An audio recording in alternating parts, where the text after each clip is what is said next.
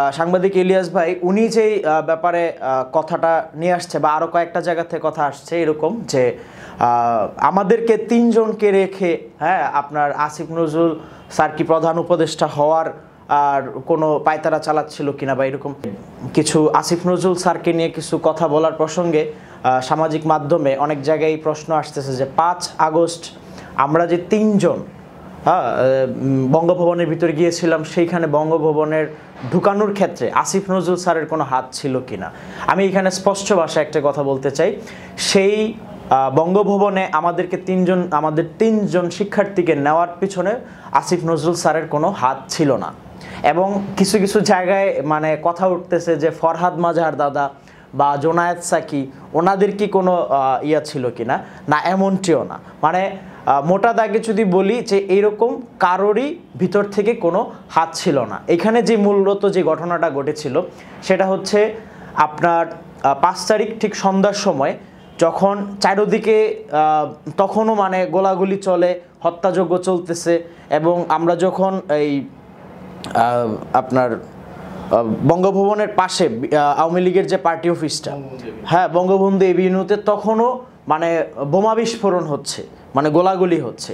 সেই সময় আমরা যখন ক্রস করি এবং ওই সাইড থেকে এক ধরনের মানুষের ঢল ছিল যে বঙ্গভবনে তারা হামলা চালাবে, বঙ্গভবনে হামলা চালাবে এবং বঙ্গভবন অভিমুখে তাদের একটা বিশাল স্রোত আগাচ্ছিল। তো আমরা শিক্ষার্থী, আমি ছিলাম, আমি ন্যাশনাল ইউনিভার্সিটির ছাত্র শেখ বোরহানুদ্দিনের, আর আমার সাথে ছিল হচ্ছে যেই মেয়েকে নিয়ে কথা হচ্ছে যে মিমি একটি বেসরকারি বিশ্ববিদ্যালয়ের স্টুডেন্ট, এবং আরেকজন ছিল হচ্ছে আরিফ তালুকদার ভাই কোঠা সংস্কার আন্দোলনে তার বিশাল ভূমিকা ছিল এবং পরবর্তীতে এই আন্দোলনের ক্ষেত্রেও ঢাকা বিশ্ববিদ্যালয়ের উনি, এবং এই আন্দোলনের ক্ষেত্রে ওনার ব্যাপক ভূমিকা ছিল। তো আমরা ফ্রন্টলাইনে ছিলাম এবং আমরা যখন আপনার ইয়াতে আসি, বঙ্গভবনের ঠিক ব্যারিগেড বরাবর যখন আসি, বঙ্গভবনে ব্যারিগেড বরাবর দায়িত্বরত যারা ছিল তাদেরকে আমরা জিজ্ঞেস করি যে আমরা আসিফ নাহিদদের সাথে সাক্ষাৎ করতে চাই।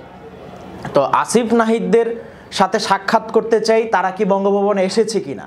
তো আমরা বিভিন্নভাবে জানতে পারি যে তারা আসে নাই। তো আমাদের বলতেছে তা আপনারা কি কিছু বলতে চান কিনা।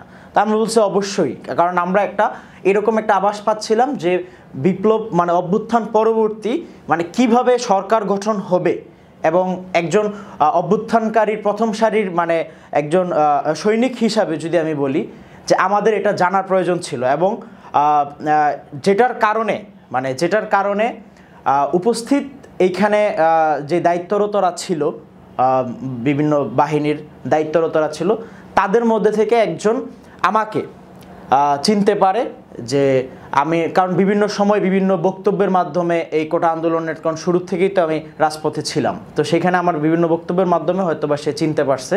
সে বলতেছে যে তাহলে কি আপনি কি কথা বলতে চান। তো আমি অবশ্যই, কারণ এই আন্দোলনকে ঘিরে এবং এবং বঙ্গভবন অনিরাপদ এবং রাষ্ট্রীয় সম্পদ বাঁচানো জরুরি, এবং বাহিরে প্রচুর পরিমাণে আপনার সহিংসতা সংঘাত হচ্ছে। এই ক্ষেত্রে সেনাপ্রধানের কাছে আমাদের কিছু আর্জি আছে সাধারণ শিক্ষার্থী হিসাবে। তো সাধারণ শিক্ষার্থী হিসাবে তখন এই কথা বলার পরে উনি সম্ভবত ভিতর থেকে মানে কন্ট্রোল রুম থেকে হইতে পারে যে তারা পারমিশন নেয় যে ভিতরে ঢুকবে কিনা।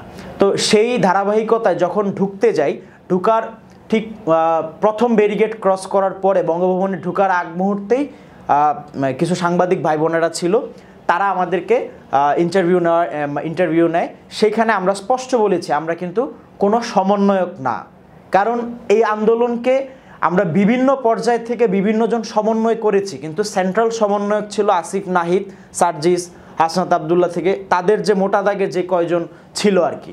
তো আমরা বিভিন্ন জায়গায় সংগঠিত করছি আন্দোলনকে। এটা মোটামুটি যারা আন্দোলনের ফ্রন্টলাইনার তারা সবাই কম বেশি আমাকে একটু হইলেও এই ব্যাপারে চিনার কথা।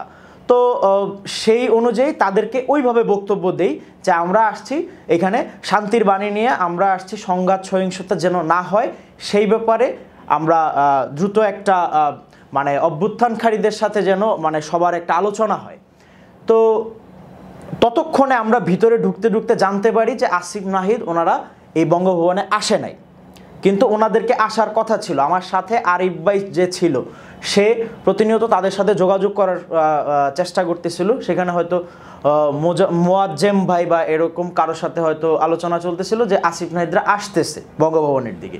তো আমরা তো সমন্বয়ক না, তো সেইখানে আমরা যখন ভিতরে যাই, ভিতরে যাওয়ার পরে এখানে অনেকভাবে অনেক তথ্যে আসছে যে আমি বিভিন্ন কারণে বিশৃঙ্খল বা উত্তেজিত আচরণ করছি। বঙ্গভবনে ঢোকার পরেই আমি দেখতে পাই যে এইখানে একজন কোনো শিক্ষার্থী নাই, একজন কোনো সমন্বয়ক নাই। তখন আমি এইখানে মানে বসার ব্যাপারে অস্বীকৃতি জানাই। যেই জাতীয় পার্টির নেতাদেরকে আওয়ামী লীগের নেতাদের মতো ঝুলানোর কথা ছিল, মানে মানুষ খুঁজতেছিল, অভ্যুত্থানকারীরা খুঁজতেছিল, সেই জাতীয় পার্টির মজিবুল হক চুন্নু, তারপরে আপনার জিএম কাদের, আনিসুল ইসলাম, তারা সেই বঙ্গভবনে অ্যাপেল জুস খেয়ে, নিমকি পরোটা খেয়ে তারা সেইখানে আপনার গালগল্প করতেছিল। তখনও বাহিরে মানুষের লাশ পড়তেছিল। তো এইটা দেখে একজন অভ্যুত্থানকারী হিসাবে আমি কেন উত্তেজিত হব না, আমি কেন রাগান্বিত হব না, আর কেন এই রাষ্ট্রপতির মানে এই আয়োজনটা কেন থাকবে? এই রাষ্ট্রপতি তো এই দোসরের খুনি হাসিনার একটা পার্ট ছিল, এবং রাষ্ট্রপতি পর্যন্ত মানে বলছিল যে আমাদেরকে ডাক দিছিল যে তোমরা এগিয়ে আসো, এবং রাতে একটা খাবার দাবারের একটা আয়োজন হয়েছিল বঙ্গভবনে। এই ডিনারের মধ্যে কিন্তু আমি খাই নাই, আমি টেবিলে বসা ছিলাম, এবং সেইখানে এই জাতীয় পার্টির নেতাকর্মীদেরকে তাদেরকে দেখছি যে তারা ভুরিভোজ করে তারা গেছিল। হ্যাঁ, তারা সেইখানে রাষ্ট্রপতির সাথে একসাথে বসে তারা করে গেছিল। এইটাই রাগান্বিত হওয়ার মূল কারণ ছিল যে এটা তো হইতে পারে না, এখানে এটা হওয়ার কোনো প্রশ্নই আসে না।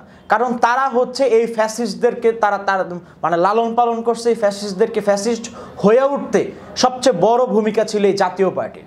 এই জাতীয় বেঈমানদেরকে নিয়ে কোনো সংলাপ হবে বা জাতীয় বেঈমানদেরকে নিয়ে রাষ্ট্রপতি কোনো কিছু আয়োজন করবে, রাষ্ট্রপতি যেখানে তার বৈধতা নিয়েই প্রশ্ন, সেখানে এইটা তো একেবারেই মানে খুব মানে রাগান্বিত হওয়ার এবং রহস্যজনক হওয়ারই কথা, এবং অন্য কোনো ষড়যন্ত্র এখানে থাকতে পারে। সাংবাদিক ইলিয়াস ভাইয়ের ভিডিওতে যেটা মূল একটা বিষয় টানা চেষ্টা করেছিল, বা অন্যান্য কিছু মানে অ্যাক্টিভিস্টদের স্ট্যাটাসে যে বিষয়টা আসছে যে 3 জন সমন্বয়ক মানে ভুয়া 3 জনকে সাজায়া আপনার সে কোনো অসৎ উদ্দেশ্য হাসিল করতে চাইছিল কিনা। এইখানে আসিফ নজরুল স্যার মানে আমার দেখা মতে, কারণ যেহেতু আমাদের 3 জনকে ভিতরে নেওয়ার ক্ষেত্রে ওনার কোনো ভূমিকা নাই, এবং 3 জন যাওয়ার পরে উনি আমাদের সাথে সাধারণ শিক্ষার্থী হিসাবে যতটুকু আচরণ করার কথা ছিল বা আমাদের সাথে যতটুকু কনভারসেশন করার কথা ছিল এতটুকুই করেছিল।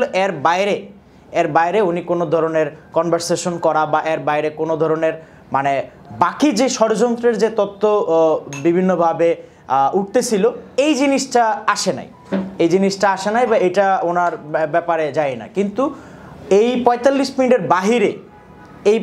মিনিটের বাহিরে অনেক কিছুই হইতে পারে, সে ব্যাপারে তো আসলে সেটার দায় তো আর আমরা নিব না, বা সেটা আমরা জানি না, সেই ঘটনাগুলো জানি না। কিন্তু এখানে সামাজিক যোগাযোগ মাধ্যমে যে ঢালাওভাবে মানে ইলিয়াস ভাইয়ের উপরেও যে দোষারোপ চাপতেছে যে ইলিয়াস ভাই মানে ভুলভাল তথ্য দিতেছে বা বিভিন্নভাবে, এখানে একটা কথা বলবো যে এই অভ্যুত্থানে আমরা পিনাকি দাদা বলি, যে তারপরে ইলিয়াস হোসেন, হ্যাঁ সাংবাদিক ইলিয়াস ভাই, ওনাদের নানান ধরনের তথ্যবহুল বিভিন্ন আপনার এই ভিডিও পোস্টের মাধ্যমে কিন্তু আমরা এই আন্দোলনকে বিভিন্নভাবে সংগঠিত করেছি, এবং মানে ওনাদের তথ্যগুলো যে একেবারে উড়িয়ে দেওয়া যায়, মানে উড়িয়ে দেওয়ার মতো এরকম মানে ভাবে নেওয়ার কোনো সুযোগ নেই।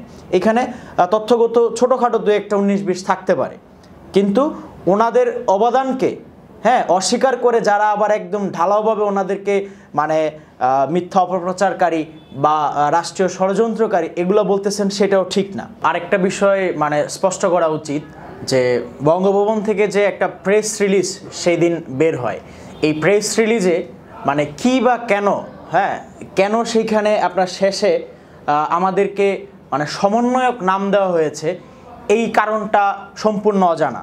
কারণ আমরা কোথাও কখনো কোনো অবস্থাতেই সমন্বয়ক কোথাও বলি নাই। এটাই আমাদের জায়গা থেকে স্পষ্ট বার্তা।